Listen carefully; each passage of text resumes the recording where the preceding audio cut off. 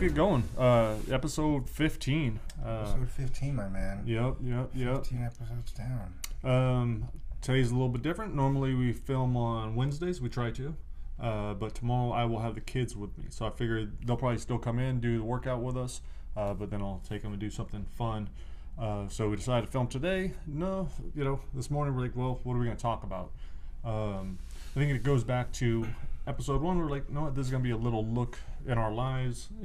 Not that we're anything special, but things might be a little bit different than, I don't know, than what's going on in your life. Yeah. We have a lot of opportunities. We're able to do stuff. I mean, yesterday we did, we went to the park at 11 o'clock. To do yoga and we threw some kettlebells around, some steel clubs. Got a few looks from some nice old ladies and all the kids. Awesome. It was, and that was good too, man. That was good to push myself. Step out of my comfort zone a little bit. I felt kind of, you feel kind of foolish. It's like, oh, dude, really, we're doing yoga in the park, just two dudes. Thinking, putting stories in these other people's heads, and then you realize like they don't care. They're not paying attention. And if anything, what I got from it too is, I was like, I'm trying to tell all my friends, martial artists or not, like yoga's awesome. Like do yoga. It's awesome. But I don't want to do it in public, or it's a little bit weird. Not like it was. Jiu-jitsu at the park was cool because everyone else was doing it, and I had Jake next to me. Mm-hmm. But it was just, two grown men in the park doing yoga. It's like, really? But well, it goes back to that same old thing that we always talk about with yoga in the West and how men view it, and just it's a lot of ego involved. I mean, even for me, I told you as a yoga instructor, it's pretty rare that I go to the park on my own and practice on my own in the grass the way it should be. I mean, have I done it? Yeah, I've done it. I've done it a few times. But do I do it on a daily? No, just because I have a gym, I have other things going on. Do I sometimes still feel foolish or look like I look funny doing yoga in the park by myself? Yeah, sometimes. But most of the time it doesn't bother me. And if anything, people are interested and they want to stop and look and ask questions. So I think it's just us being, big burly dudes the way we are and just going and doing yoga. It's just we always get that, guys in our ego and mm-hmm. how to let it go. And there's a second there where I think we stopped and I was like, dude, just look around. Right. Look at all these different little lives and stories going on. They weren't paying attention to us. Right. There were like kids playing baseball, some ladies having a walk, a little jog. Like everything was just going on, and we're just a small little piece of it. So I don't know, man. I think it's cool. I think it's cool for big guys like us, and not just a big guy, just people in general. Just kind of drop what you think people are thinking about you. And realize that we're not that important. No one's paying attention to you. Just do what you do and just do what you like. So yeah, that was it was a fun experience, and it just came out of nowhere too. Mm-hmm. We're just like, hey, let's go to the park. Dude, that kind of leads with the other thing that was really cool this weekend. Thinking about that, I mean, one of the reasons I wrote Brightside, my first novel, was because of that. Like, we all think we know what the other person is thinking about us. Like, I was like, oh, that guy thinks I'm a piece of shit because of my tattoos, or I could tell by the way he's looking at me that he's thinking that, or this woman's thinking this, or oh, that person's stuck up. It's like, when we really have no idea. Like, so on Brightside, where the guy's a telepath, he was able, like, he knows if they're within a certain range, but outside of his range, he goes back to, like, he still believes that he knows their thoughts, but he doesn't really know 100%. So it just tries to get at that. And that also, I think we all have some pretty bad thoughts, or at least, I don't know. I was like, I do. Lots of times, like with you, I can share them. I can share some of those thoughts. But even, dude, there's some I'm like, I'm not even telling this dude. But that's where stories come from, and that's whatever. why I love like, Brightside so much, because I think it was the first. I don't know what chapter, but I was just thinking, God, if my girlfriend knew some of the things I thought, like while we were arguing or something like that, yeah, that'd be crazy. Yeah, no, that would suck. Let's cut that. I'm just kidding. Yeah, but yeah. I wouldn't want that. No, that's why I love that book. But the thing that was cool was I decided just to make Brightside free. I figured, why not? I'll just leave it free for a while, see how it does. I put out one little a new picture. It was taken from like the trailer. I didn't even use the trailer, but there's a cool picture of a woman's foot with some blood dripping down it. It's Rachel on the bed. It says, if you hear the thoughts of those around you, would you want to? And so just ask the question. And then it said, it shows Brightside or whatever. I did a little, so I just put that thing out on Facebook, did a little boost, I think like $20. And but the amount of people that shared that image was like 30 shares of just people I don't know that just loved it and sent it out. And so I started seeing all these downloads, and we've had like 500 downloads a day, or like a little bit more. It's still going, and at that rate, like that's awesome. How many new eyes I have on it? Even if, let's say, only a quarter of those people actually read the book, and only half of those people like it, that's still a lot Still of new eyes, people being, still shares, still views, And dude, even if I could just affect a couple of those people with it, like if it's the type of book that could actually hit them and teach them something, and I've heard that back in some reviews, I was like, then that's awesome. So, I'm excited about that. So, I appreciate everyone helping out, because I think I talked about it in the last episode a little bit about being an independent author. Man, it's not easy. Like, and I don't do marketing like I should and all that kind of stuff. So, having people share the stuff, telling their friends, if you read the book, let someone know that you did like it. It's cool. One of the fathers in here, he's reading Twisted Reunion, and he comes in and he has a bunch of questions about it, and different parents, Jesse and Michelle, they both read Twisted Reunion, and so it's fun being able to talk to people about that stuff. But at the end of every episode, we have a chapter, either a short story or a chapter of Brightside. We're doing all Brightside now, so I think today we have chapter 7. And we'll talk a little bit about that at the end, but you could just hop to the end if you want to hear that. So probably like a 20-25 minute chapter. You go back to the other episodes to catch the first ones. It's going to be out on Audible this week. Super excited about it. It's going to be good. The guy's voice is pretty good. That's why he brings it to life. I think. And if any of you, I do have some copies. So if anyone wants a free Audible copy of Brightside, just write to me, mark@marktulius.com. And I'll send you that code so you can check it out. So that was cool. That was a really positive thing. I saw that every day. What else is going on? Oh, the other thing that you and I have kind of been dealing with is we have a competition coming up. I wasn't sure if I was going to do it or not, because I was planning on getting my back tattooed, and we're trying to we have to cut down to 215 if we want to go. You don't have to. We don't have to, but if we want to go if we want to be more competitive, we should probably go under 215, the 203 to 215 group. But I still have a little bit of weight to go, and so I've been eating.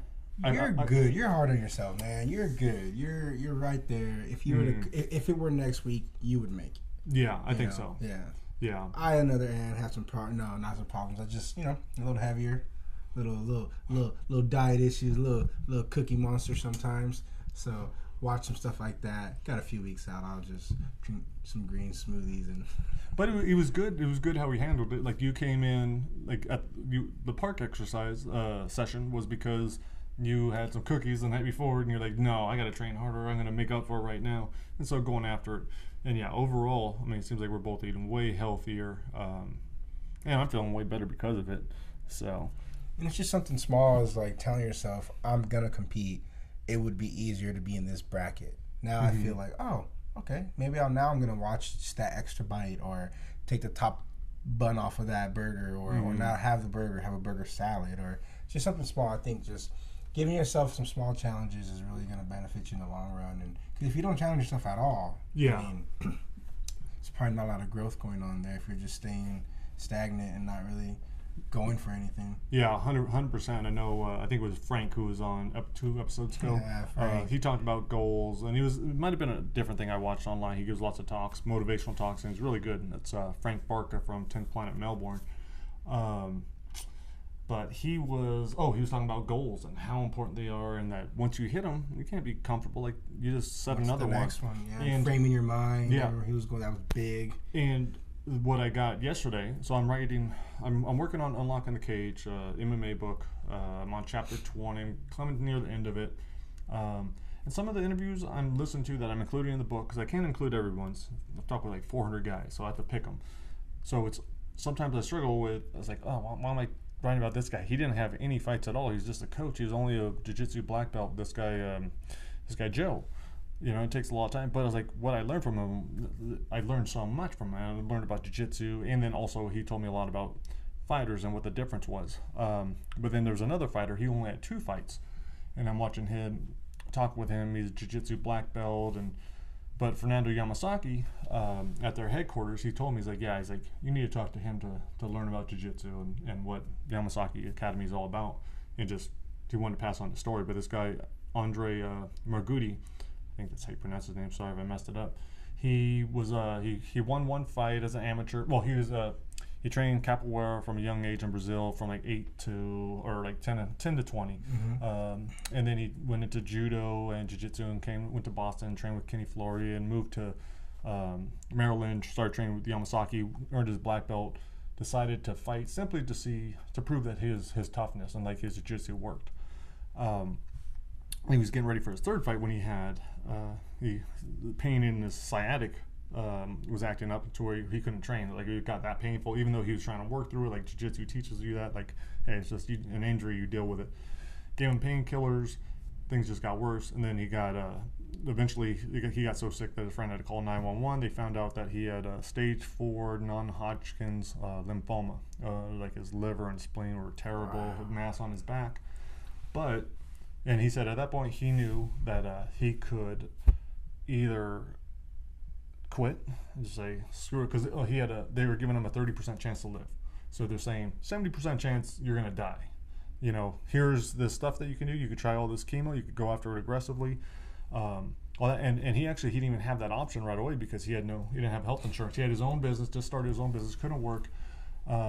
Everything's going down. But what's amazing is the guys at Yamasaki and all the jiu-jitsu community started putting on seminars for him, and just in the very first month they raised like $40,000 for him. And so he was able to go after it. And he said, no, he's like, with them on my side, and just from what jiu-jitsu gave him, he's like, no, I had to fight. He's like, I could not. He's like, I would be embarrassed to have quit. I had to fight. Like, if he would, he'd go to chemo and get sick and throw up. He's like, no, I had to reframe my mind. It wasn't, oh, I'm sick, feel bad for myself. He's like, medicine's working, it's making me throw up. Now I have to go and eat. And he actually put on weight because he was eating so much and forcing himself to. And he would go and he would walk on the mats. Like, he couldn't train, but he would go there to balance himself and just get that good energy. And so, yeah, man, he, after like 4 chemo sessions and a bunch of radiation, he started going away, a couple more. And he's been, when I talked to him, he'd been in remission for 3 years. And he ran 2 triathlons already, and the guy's amazing. And he said he still has the desire to fight, but if he does fight, he would have to train for it. You know, he'd have to go 100%. He understands that. And what was really cool was they told him, you know, he would never have any kids either. But 6 days before I interviewed him, he had just had a baby girl. I was like, and that was awesome. So. Yeah, it was pretty emotional. We were both crying a little bit. Wow, dude. Makes me feel lazy. Like, wow, go after it. But, you know, and that's what I was like, okay, I'm excited about unlocking the cage because I get to pass that on. I was like, yeah, I just wrote this the other day. I said, I've had so many lessons that I've learned, and because he's also talking to me too. So when we're talking, I think Jake was maybe 6 months old. This is like 3 years ago, 2.5 years ago. And I'm asking him what it means to be a father. And this person who just got this new lease on life is telling me what kind of father he's gonna be. And not only is he gonna be like what kind of father he's gonna be, but he's gonna be a better man. He's gonna be a better husband. He's gonna be his daughter's example of what a man should be. And dude, it was those kinds of things that I was like, okay, you know what? If I'm gonna say I'm a man, if I want to be a man, I got to start acting like it. And so it definitely, all those talks, man, they helped me so much. So even if that's what this book on MMA ends up being, is this pretty much saying, hey man, martial arts is fucking awesome. Do it for yourself. Do it. Like, it saved his life. He knows that. Like, jiu-jitsu saved his life. He knew, like, in jiu-jitsu, he gave the example of having a knee on the belly. And dude, it took me back to the drills I would always do at like the combat club, where guys maybe 100 pounds heavier than you, knee on your belly, raining down shots, your instructor yelling at you, get up, get up, get up, get out of there. And that guy stays on you until you get out, and then the fresh guy jumps in. And then again, and then the fresh guy jumps in, and there's no stopping. You don't stop. And that's how he took that mentality, and he took it to cancer. He's like, cancer was my obstacle. He's like, there's no option. He's like, I'm escaping. So I just thought that was awesome. And so that's beautiful. You know, and check it out. Like, that's one of the interviews on my YouTube. Just put on Unlocking the Cage. Andre, I believe his last name is Margutti. There's some powerful interviews on there, man. And But if you guys want to check that out, that's why it's not just all about fighting. It's not just all about martial arts. It's about people. And so I'm excited. Oh, the other thing that excites me about Unlocking the Cage is we are designing the cover. I put it out on 99 Designs again. So that's what I did with Twisted Reunion. If you guys haven't used 99 Designs, it's this collection of artists. You put out what you want, and then they just go to town. I did that with my tattoo idea. I did it with Twisted Reunion. I've been really happy with that because you have so many different people's take on it, and then you can just fine tune it. So I'm really happy. Today we have to pick the finalist, and so there's just a couple things I want him to change, but overall I like it. It's way more out there than I would put out. I would like something, I think I'm more subdued. I don't want to be out there, but like this is. I think when people see it, like they're gonna be like, okay, it's a bit that push, man. Yeah, it's like it's about fighting. Like it's explosive. I mean, so it should be cool. And I've gotten over that whole thing. I think I put a lot of pressure on myself because they are such powerful stories, and that I've got so much out of it personally. I want to make sure I do a good job of passing that on. Well, it shows that, man. All the pressure you put on yourself, it shows that you care about the stories, man. You're not just rushing through these guys. Like you're going back, you're listening to it. Yeah. So. Don't be so hard on yourself. Yeah, and I think I used to kind of resent it in a way too, because I'm not able to work on, like I want to do Brightside, Try Not to Die. Like that's almost done. All I need is like maybe a month of solid thinking on it. I can write it. I'm gonna write it with Donna. But until I'm done with Unlocking the Cage, I know I can't afford to set it to the side and do that because that month could turn into 2 months. And then I lose everything I've got going over here, this momentum. I was like, right now I'm feeling solid. I was like, I'm finishing up the chapter on jiu-jitsu and compared to MMA. Right now I'm writing. I just wrote about being on Eddie's podcast, and now I'm writing about going down to 10th Planet Vista when I interviewed Boogie and Gio Martinez. One who was a fighter and a brown belt, fighting to prove that 10th Planet Jiu-Jitsu worked. And his brother Gio, awesome black belt, great competitor. They're both great jiu-jitsu competitors. But Gio, who said maybe he would fight, but no, jiu-jitsu was his path right then. So, and Boogie, who now has his black belt. Yeah. Boogie got his black belt a little over a year ago. We just talked to him down in San Diego not that long ago. I think episode 6. Ago. Yeah, a few months ago maybe. Yeah. So, and he's going to be competing again. What's this next EBI? Is Boogie in that one or Gio? Don't know, but I know we're gonna go down and compete, or possibly gonna go down and compete at his in-house tournament. Yeah, I want to do that. I said I want. Yeah, or at least I might still go. 10th Planet San Diego. I think it's July 21st. I think it's the same. I know Jen and the family they're going to Hawaii, so I'm gonna have Jake. But if Janine's cool watching him, I'll go down. Stud out there. Yeah, Janine. Yeah. So if you want to babysit Jake, I can go. Otherwise, you're just gonna ruin it, and we're not gonna be able to do it. So it's on you. You're gonna tell Boogie I couldn't go because you didn't want to watch Jake. Yeah, and so if we do it, we'll be sure to have a podcast from there. Yeah, I really want to do that because I wanted to for you to also, when we were down in San Diego, I want to do something with the Us for Warriors, and maybe we could do something on the base. I don't know, but to do yoga for these guys, yoga / jiu-jitsu. Yeah, for sure. We should set that up. It's gonna be great. Yeah, but and then the other thing that was kind of cool. I didn't get to it. So the whole point about Andre, I was talking about goals. Yeah, it was. I'm not sure how I jumped there, but Frank had been talking about goals and how important it is. Andre, part of his conversation he was talking about goals and how just jiu-jitsu helps you with that. It lets you know, like, if you keep doing it, then you're going to get it. Like, you're going to learn that stuff. And so I'm setting my own goals. I've been meaning to get a whiteboard. I haven't done it yet, but I did write down like what my goals are. I wasn't sure I didn't put a set time. I told myself, okay, I want to do 20 pull-ups, 50 push-ups, and a 5-minute plank. But I didn't give myself a date. So now I'm actually setting a date. I was like, okay, I'm 11 pull-ups away. If I could do one a week, so I'll set it for my birthday. So when I'm 44, I was like, that's what I'm going to be hitting. And then I'll figure out some other things I want to add to it. I want to add some cool stuff, like the stuff we're doing at the park, like the legs up, and I want to be able to do that kind of stuff. I want to be able to do that's, and at the same time, it's going to be improving my jiu-jitsu. A lot of body weight, simple stuff, Yeah. Old school stuff. Yeah. So, and then like, do you have any set Does that motivate you at all? Is there anything that you want? Like, what kind of goals do you have besides competing, and even with the competition goal? Like, what is your goals? Is it the goal just simply to get out on the mat and compete, or what are your goals with jiu-jitsu and outside of it? Yeah, with jiu-jitsu, I think for sure being here with the kids now and coaching them, I think I enjoy that a lot, and I would want to open up another 10 Planet Youth Center somewhere. But I definitely feel that before that, I should hit the scene hard, hit the competition scene hard. So I just want to hit the competition scene just to kind of see where I fall, see where I lie, because I feel like, how am I going to teach kids and trust my skills if I don't really know where I'm at? I'm only a blue belt right now. For sure, I want to get my black belt. But yeah, so opening up a school is a big thing for me. And I said that earlier, to do it, I just have more time to learn and build. But I think another thing we're going to do is put out a... Jesus.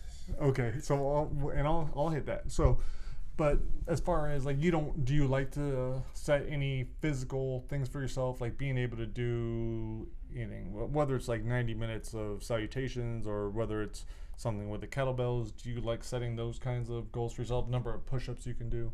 I mean, for me, not really. I think it's just more of a, like, do something every day. Touch the kettlebells every day. For me, no, not really. I think it's more of a, like, do something every day. Touch the kettlebells every day. Start to build a routine. And then once I get my routine down, the numbers and the times and the dates will all come. I don't know. Maybe it's my military background.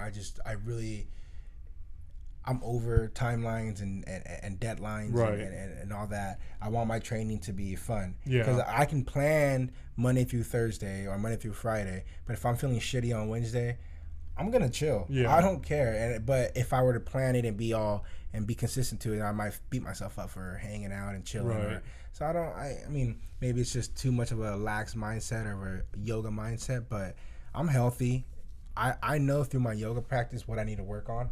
So if I'm limited in this or that, I'll work on this or that. Yeah. If I need more of a warrior pose because I have some back issues, I need to strengthen up my lower back muscles and my thighs and my hammies. Okay, I'll do that. I'll stretch it out. Mm-hmm. But for me to say I'm gonna hit this number or that number or this number or that number, I don't know, because I'll put too much stress on myself, and then I'll be like, oh, you didn't do this, you didn't do that. So I don't know. I don't really like to do that, but that's no, I think that's important. I think everyone has their own thing. I mean, sometimes for me it helps. Like, I'll see the pull-up bar, I'm like, oh, I told myself I'm gonna do 20. Like, I better get at it. And so that's helped me. But yeah, man, it's about enjoying it and whatever you do. I don't know if I told you or not, but Friday night, I wanted to. Usually on the weekends, I won't work as late. Most nights I'll try to start working like at 9 o'clock, and I'll go until I'm tired.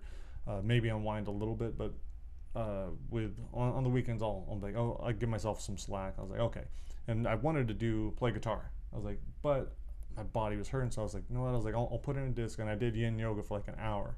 I probably slept so great after that, and it's what my body needed. But it got me thinking. It's like, when are you going to put out your disc? We've talked about this. You're right. I think from a while ago, because I told you, I was like, I wouldn't be wasting my time with this if it wasn't working, if it wasn't improving my jiu-jitsu, or if it wasn't improving me as a person, or whatever, just all these different things. I wouldn't be doing it. I tell all my friends about it. But how many friends are actually going to be able to come over here during the day, or how many can come late at night, or how many are even in this area? The people that are listening, how are they going to be able to do your kind of jiu-jitsu? So it's like, so you have to be able to put that out there. You need to. So we were talking about that this morning, and I was telling you, okay, when are we going to do it? There's no reason not to. How are we going to do it? This is what you should do. I mean, I love. You're the best, but the Ultimate Yogi, that box. There's no best. We're all dope. Yeah. No, but that box set is that's awesome. I recommend it to everybody. I've got a lot of friends started on it. Actually, I was thinking about maybe I'll go and even take a class from them. If it doesn't make you too jealous.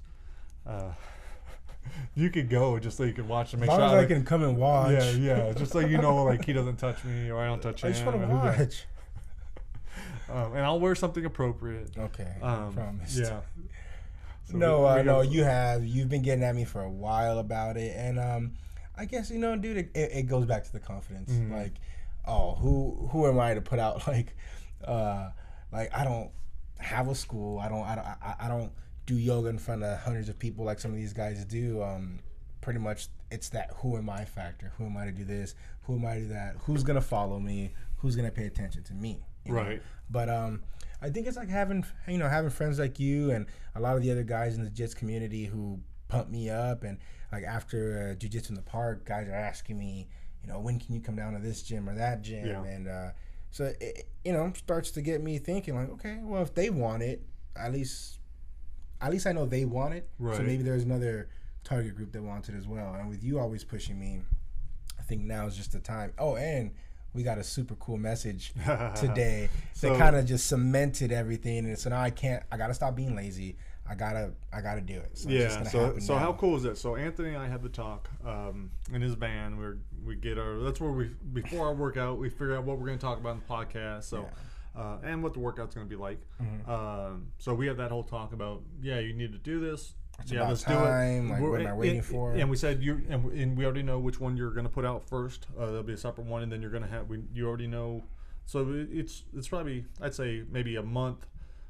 Within the month, you'll probably film it, and then it'll be out shortly after for those of you. And we'll tell you guys all how to get hold of it. But what was cool was, as soon as that's all done. I'm trying to find this on my phone. Probably about 45 minutes to an hour later. Yeah. We got this message. Yeah. Or you got this message. Yeah. I looked at my phone because I checked in. I put yoga, jits, and podcast. Remember that all my MMA and jiu-jitsu friends are welcome to join us for training. Mm-hmm. But again, like how many friends are actually not working right now? It's the middle of the week at 10 in the morning. Yeah, come hang out and do yoga and jiu-jitsu with us. But my good friend Rich, who I've been telling him, hey, he's a big guy, lifted weights, football coach, strong guy, always like valued that. Like him and I used to, when I was into powerlifting, like he would come over to my garage and we were lifting partners. So he's always had that mentality. He's been teaching his sons, or wrestlers and football players, about lifting weights and everything else. So for me to convince him to do yoga was a big thing, but he loved it. So he sends this message. He wrote this on Facebook. He's like, hey, Mark, do you think that you guys will do a live or recorded yoga class over the internet? I would pay to do that from home since I live so far away. Might be an opportunity to expand the business.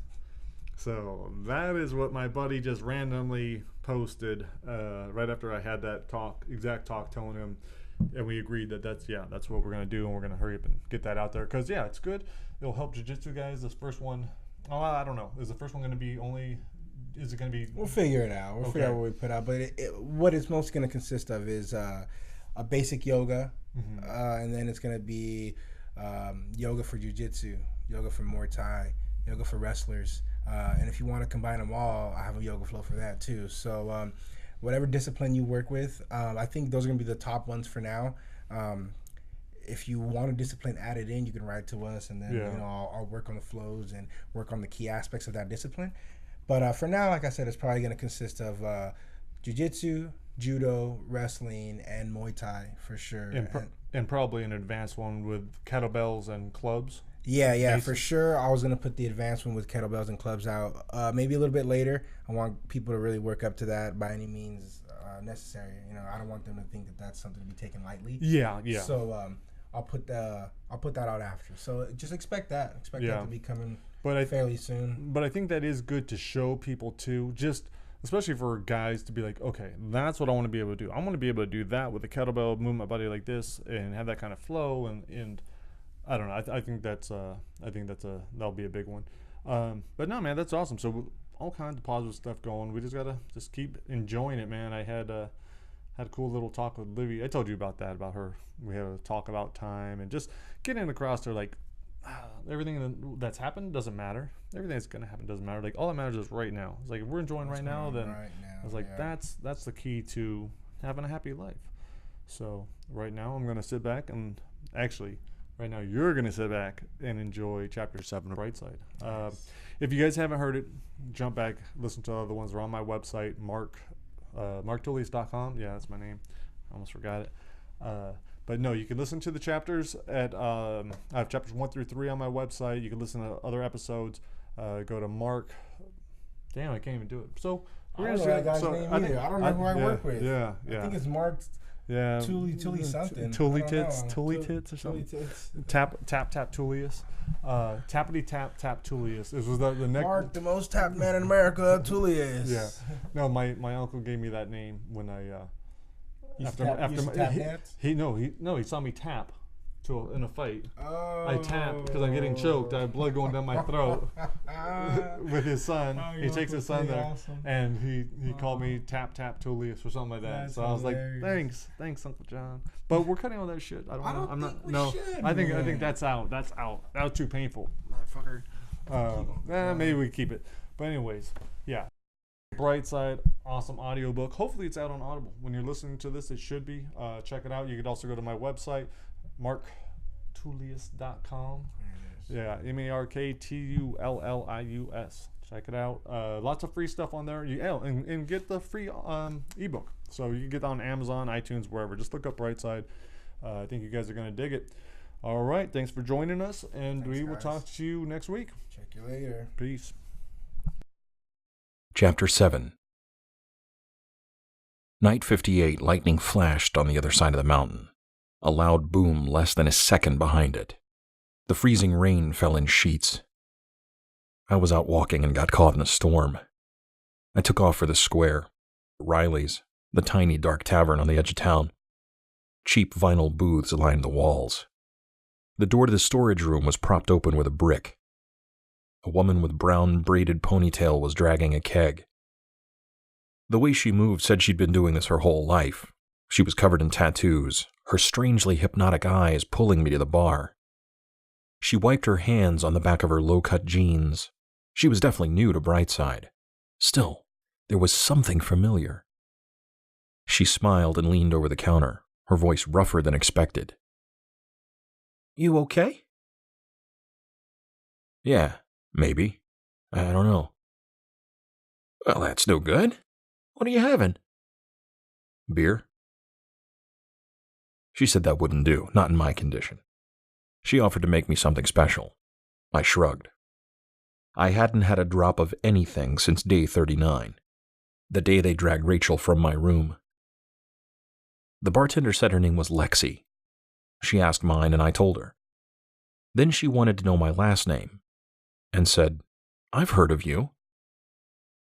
I had a hard time believing that with her acting so nice. She told me to stop being ridiculous and have a seat. I pulled out a stool, sat down, and reached for my wallet. "Put that away," she said. "First one's on the house." I'm probably only going to have one, so I should just... She told me to stop being silly, but I did way more than that.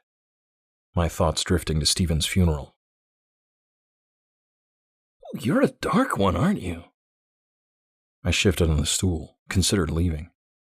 "Just give me a smile and I promise to make it better." Lexi was too pretty not to smile at. She walked to the back wall, the rows of bottles 3 stacks high. She asked where I was from. "Outside Columbus." Saying that made me feel like a tourist, like this was simply a business trip. Tomorrow I'd be sitting at home with my dog curled up at my feet. Lily, filled with bullets on my carpet. "Hey, stop that.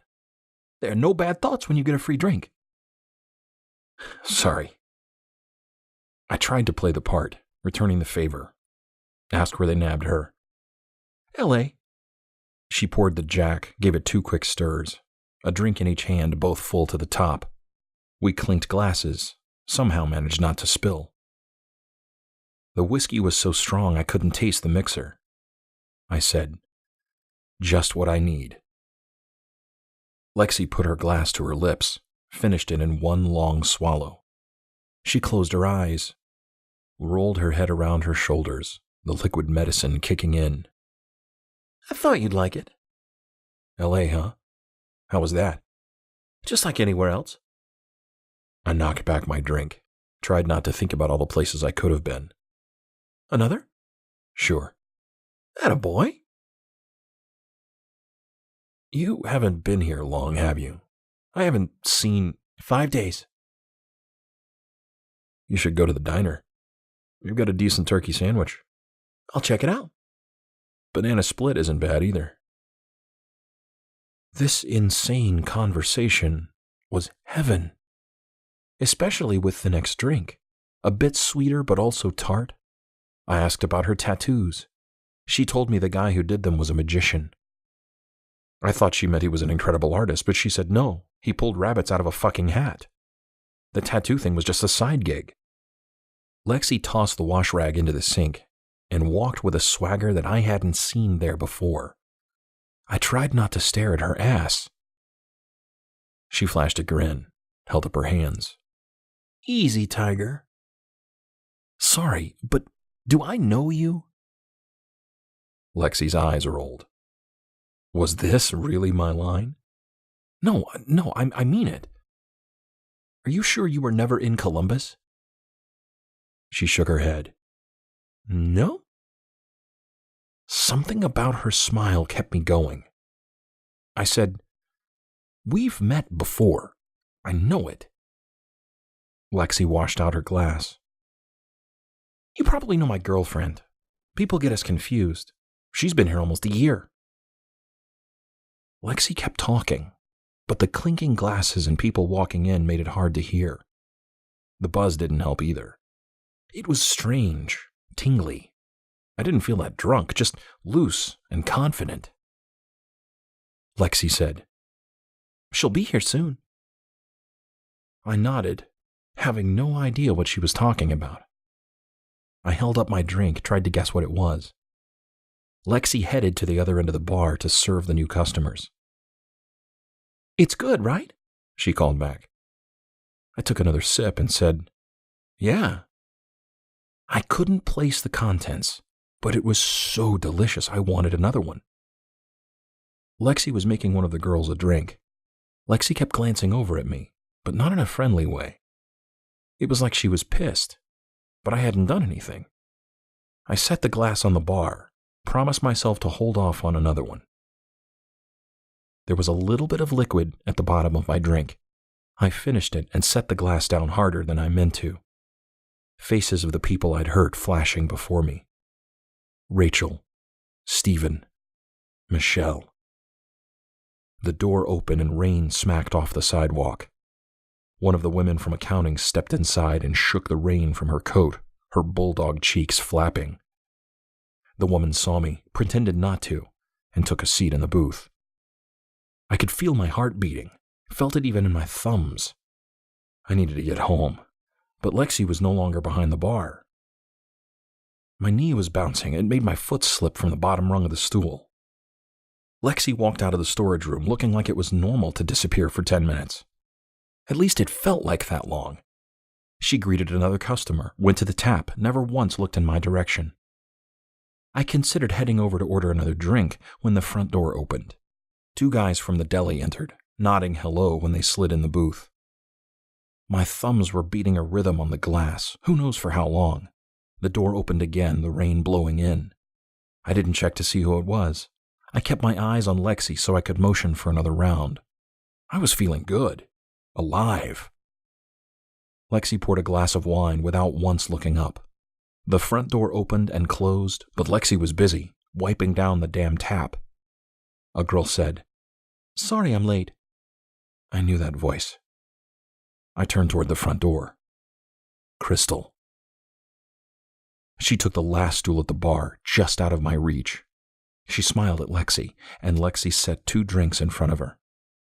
Crystal said, 2? You trying to get me drunk? Looking like she really wanted to hear the answer, Lexi said, Do I need to? Crystal reached over and put her hand on top of Lexi's. What are they? They're good. Lexi pointed at me. Ask your friend. He'll tell you. Crystal turned. Her glare carved right through me. What are you doing here? I pointed at the roof. I'm just trying to stay dry. She bit the side of her lip. She looked at Lexi over at the other end of the bar, then back at me. What did you tell her? What do you mean? We barely talked. Crystal leaned forward close enough to see the concealer packed into her pockmarks. Crystal's tongue pushed out her cheek, her huntress eyes never leaving me. So? I didn't say anything. It suddenly felt like everyone was staring. I started to get up, but I saw another drink in front of me. Lexi was walking away. She'd finally given me another. I picked up the drink and finished half of it, tried to get my thoughts together. The front door opened, the rain louder than before. I must have looked startled because Crystal leaned over and said, "That bother you?" I took another drink, looked at Lexi bending over. No? Are you going to tell her what a slut she is? What? No. She is, though, just so you know. Just so you know. I took another drink, wondered why my mind was racing, why I couldn't understand what we were talking about. These drinks are good, huh? Crystal said. My skin felt so hot, like I was sitting inside an oven. I thought you didn't drink. I drink? Right. 2. That's the limit. She pushed out her bottom lip, mocking me. Rachel said you love your rules. Only 2 drinks. She wagged her finger. And no caffeine. I wrapped both my hands around my glass, looked at the ice. I didn't realize you two were friends. We're not. It's a small town. Lexi walked up and put an arm around Crystal's shoulder. So, do you like them? Crystal kissed her cheek. Absolutely perfect. Lexi squeezed Crystal tight, then stepped back. What about you, Joe? Want another? I kept quiet while my mind yelled at me, shouted what the hell was going on. My thoughts were jumping everywhere. The jukebox, my first kiss, the day Steven caught a frog. I thought of the roller coaster rides with my first girlfriend, the morning I woke up in the cell after the Boots took me from my home, the ringing in my ear. Lexi and Crystal started laughing, crazed, cackling laughter. Lexi turned toward me and smiled. They're good, right? I nodded, bit my tongue, which was moving around my mouth like a wild snake. Lexi pointed at Crystal's glass. Another? No way. I need to get some sleep at some point. No, you don't. I'll keep you company. Lexi kissed Crystal. Then both of them stared at me, waiting for me to realize they were behind this scheme.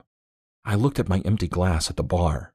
Next to the wine bottles and the wobbling tower of glasses, 2 cans of Red Bull.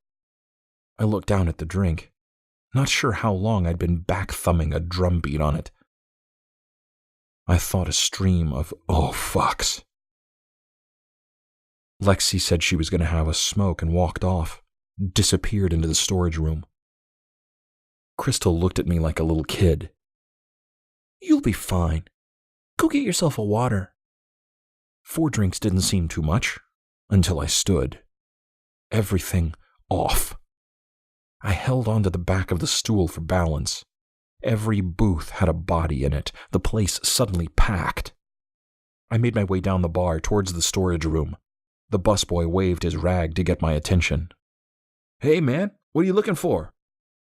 Louder than she needed to, same as she always talked, Gloria from Human Resources said, Give me a gin and tonic, a bottled water. I said, me too, about the water. The busboy pulled 2 waters from the cooler. One for me and one for Gloria, who wouldn't stop thinking about her 2 kids at home. I took the water, headed back to my stool where Alex, the perfectly dressed schoolboy with his bulging muscles, was now sitting. Excuse me, I said. Alex kept talking to Crystal, acting like he didn't hear me. If he didn't move out of my way in 2 seconds, I was going to pick up my almost empty glass and slam it into his head. My thoughts always give everything away. Alex whipped around, his right hand smacking my forearm, sending the bottle flying. Not about to apologize, Alex said, I didn't know you were there. That's my seat. No need to get upset, bro. Alex got off the stool and looked down at me. Just saying hi. I knew I was acting like an idiot, but I couldn't control it. Well, goodbye. Alex stood there, his mouth set like he had something important to say. I clenched my fist, ready to take my best shot. Why don't you find another seat? Crystal said to me. Or another bar. Alex tried to sound tough, his eyes never leaving my hands. You heard her. Crystal finished the rest of her drink and slid it next to the empties. I glanced over my shoulder. Everyone in the place was looking at me or pretending not to, except Crystal. She was too busy looking at Alex, her shoulders back, chest out. Without looking at me, Crystal said, Go home, Joe. It wasn't even 11, 12, 24, 48. I gave it up, my foot pumping up and down, knee bumping the stool Alex was sitting on. My fucking stool. Do you like making a fool of yourself in front of everyone? Crystal said. I thought everybody else could go fuck themselves. What do I care? You should watch yourself, Alex said. I looked around. No one next to us. Just Alex, Crystal, and myself. It's not good to think like that. People might not like you. Alex smiled. Who? Edward? Francis? Sheila? Gloria? They're like 8-10 feet away. The truth is, there was no real way of knowing when someone else was hearing my thoughts. Not in Brightside. Not unless they started thinking about the exact same shit, or said something about it. Thunder crashed down the street, rattled the whole building. Crystal liked it, enjoyed the driving rain on the roof. My brain was in hyperdrive, thoughts racing around the slippery track, my problems, my options, the possible solutions. Crystal was past irritated. Just leave. We're obviously not good enough for you. You're so much better than everyone, right? I said no, but I couldn't stop the names flashing. Crystal's list. Crystal grabbed one of the glasses and threw ice at me. Fuck you, Joe. I took a napkin, wiped my face. Don't be mad. You're a doll. I nodded at the purse some guy bought. You even come with all the right accessories. I thought of everyone I knew she'd been with, the hundreds of faceless figures from her past. Packaged for mass consumption. Alex couldn't believe all the men I was thinking about, all the horrible acts of depravity on Crystal's body. It was turning him on. We're all just whores, right, Joe? Like Rachel? Crystal looked at me with disgust. You put her there. Just admit it. You made her feel like a piece of shit and she broke. You broke her. I forgot everything but the dirty, no-good, stupid bitch in front of me. Crystal licked her lips, tasted victory, knowing exactly how much it would hurt, knowing it was something I couldn't hear. She said, Rachel loved you, but that wasn't enough. You had to grind her down into nothing. You're just a pathetic coward. I started walking toward the door, held up my middle finger because Crystal was too far away to know how much I hated her right then. She yelled, Why don't you tell everybody what you think of them? Wendell was squeezed into a booth to my right, minding his own business, thinking he didn't want to hear it. Stephanie slipped off her stool and hurried away, bumping my shoulder. Go ahead, tell them, Crystal screamed. I needed to head for the door, my mind no longer my own, each face firing off judgments. Tommy and his ridiculous mohawk, a kid who needed his ass kicked. He slunk into his seat. Crystal said, See, Tommy? I'm not lying. Tommy felt everyone looking at him. He got up from the bar and looked right at me, forced himself to sound strong, even with his voice cracking. You planning on doing it or hoping somebody else will? I don't think. I mean, that's not really. Or what about Erica? Crystal said. Erica, with those sad eyes, so tired because she couldn't stop playing with herself at night, wishing she had more fingers. Erica's face turned red. Her hands slipped under the table, not wanting anyone to look at them. She wouldn't look at me, just thought about getting me sent to the cabin. You're close enough, Wendell, Crystal said. Does Joe think you should either stop feeling sorry for yourself or cut out the donut holes? I thought no, over and over and over again. Everyone's thoughts slamming into me, just like kindergarten. Everyone hating me, wishing I'd just die. I saw the door, took off running. Got out before I hurt someone else. The rain pummeled me as I stepped onto the square. I headed for Main Street, splashing across the sidewalk. My life was over. A sorry joke. I looked back across the street, sure I'd see everyone pointing, laughing their ass off, but I was alone. Here in this mountain town filled with people just like me, I was the goddamn freak. A strong wind nearly knocked me down when I turned the corner and left the square behind. Down the street and over the park, the clouds were beginning to break. The giant moon hung in front of me, casting a dull white light, a spotlight on the world's biggest asshole. The one who judged everyone.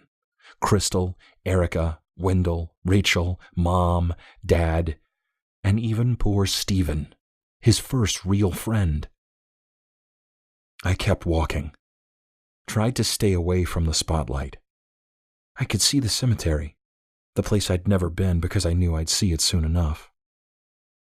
It was my own fault for drinking, for being in the bar in the first place. The sidewalk was one answer. I could bash my head into it until the voices stopped, my skull cracking on the concrete. I slapped myself harder than I've ever done and started for my apartment.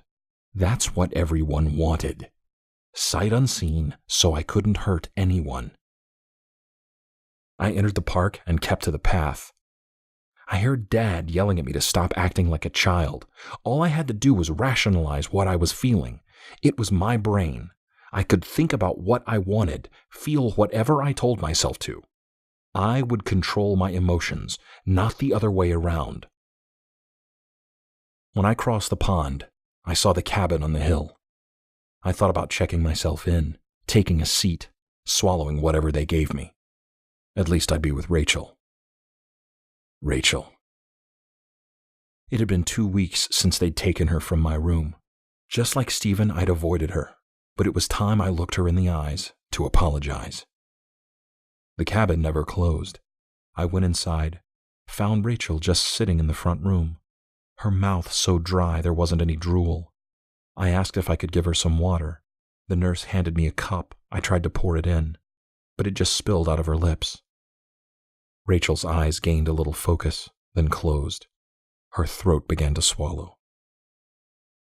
I'm so sorry, I thought.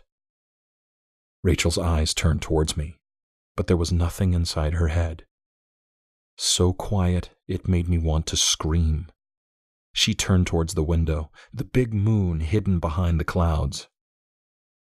I understand if you hate me. You actually have some company. I forced a laugh, hoping she'd join in.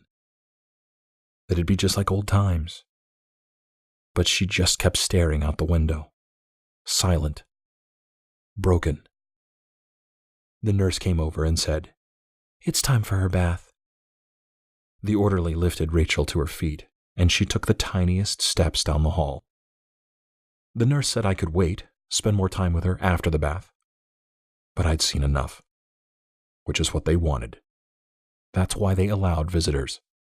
They wanted everyone in Brightside to know what would happen if we broke the rules. Back at my apartment, I found another package. My father had sent me a picture of us fishing. He'd put it in this strange, homemade frame cobbled together with pieces of metal. I put it in the closet with the rest of his gifts. There was hardly any room with all the boxes. I thought about taking most of it down to the garbage. The fishing pole clanged to the floor. I picked it up. The rod was jet black, heavier than anything I'd ever felt before, like it was meant to catch some huge monster of the sea. I started to place it back in the closet, but remembered my father's words after Stephen died. When someone dies, you have to remember there's still so many people that need your love. I remembered I did have one friend in Brightside. Even if everyone else hated me, wanted to see me thrown off the edge, I still had Danny.